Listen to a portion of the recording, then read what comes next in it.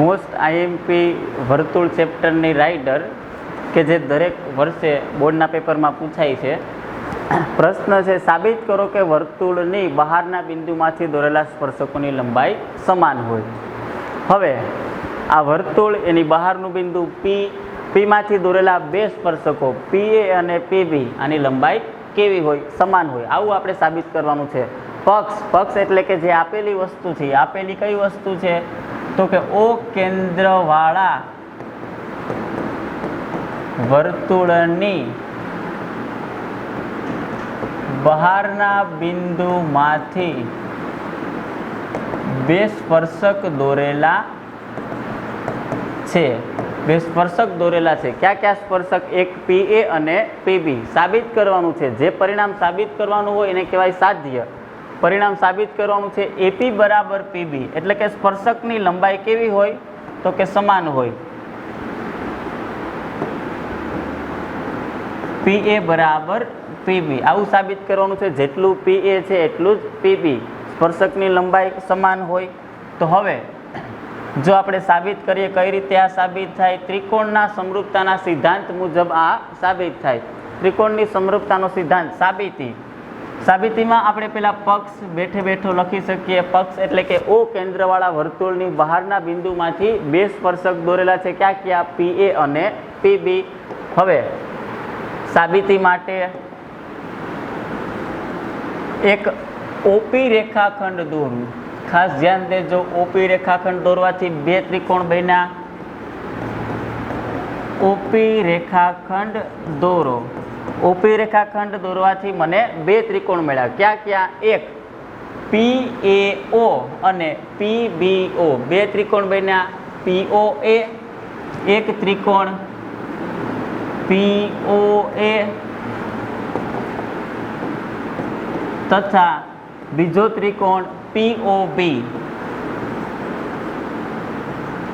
હવે આ ત્રિકોણ આપણે સમરૂપ છે એવું સાબિત કરવાનું. જો બે ત્રિકોણમાં સમજાવું તમને કઈ રીતે સાબિત કરવાના હોય. OA અને OB આ બે એક જ વર્તુળની ત્રિજ્યા છે. એક જ વર્તુળની ત્રિજ્યા તો કેવી હોય? સમાન હોય. પણ બી ખૂણો 90 અંશનો છે અને એ ખૂણો પણ 90 અંશનો. આવું કેમ?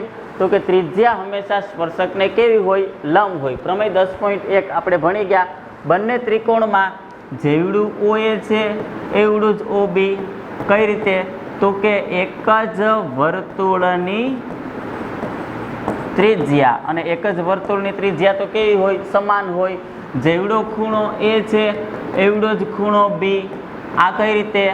એ 90 અંશનો. કેમ ભાઈ 90 અંશનો? તો કાઉન્સમાં લખવું પડે. પ્રમેય 10.1. પ્રમેય 10.1 શું કહે છે આપણને? તો કે ત્રિજ્યા વર્તુળના સ્પર્શકને કેવી હોય? લંબ હોય. આ ત્રિજ્યા છે એ વર્તુળના સ્પર્શકને લંબ હોય. લંબ એટલે કેટલા અંશનો ખૂણો બનાવે? 90 અંશનો ખૂણો બનાવે. હવે અને ઓપી બાજુ બે ત્રિકોણમાં લાગે. જો ઓપી બાજુ સામાન્ય બાજુ છે, નીચેના ત્રિકોણમાં પણ ઓપી બાજુ લાગે અને ઉપરના ત્રિકોણમાં પણ ઓપી બાજુ લાગે. તો મારે લખવું પડે ઓપી બાજુ સામાન્ય બાજુ છે. સામાન્ય એટલે બંને ત્રિકોણમાં લાગે એવી બાજુ સામાન્ય બાજુ છે. એટલા માટે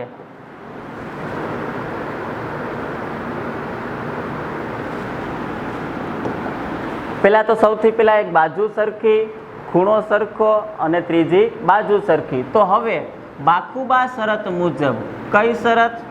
બાખુબા શરત મુજબ, બાખુબા અથવા કાકબા શરત મુજબ બંને ત્રિકોણો કેવા છે? ત્રિકોણ POA સમરૂપ નહીં પણ હવે એકરૂપ ત્રિકોણ POB.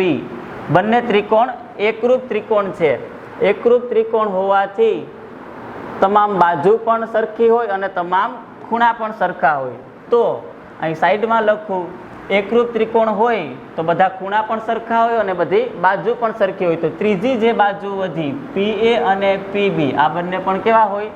સરખા હોય. એટલા માટે PA બરાબર PB. પછી જે વાક્ય છે, સ્પર્શકની લંબાઈ કેવી હોય?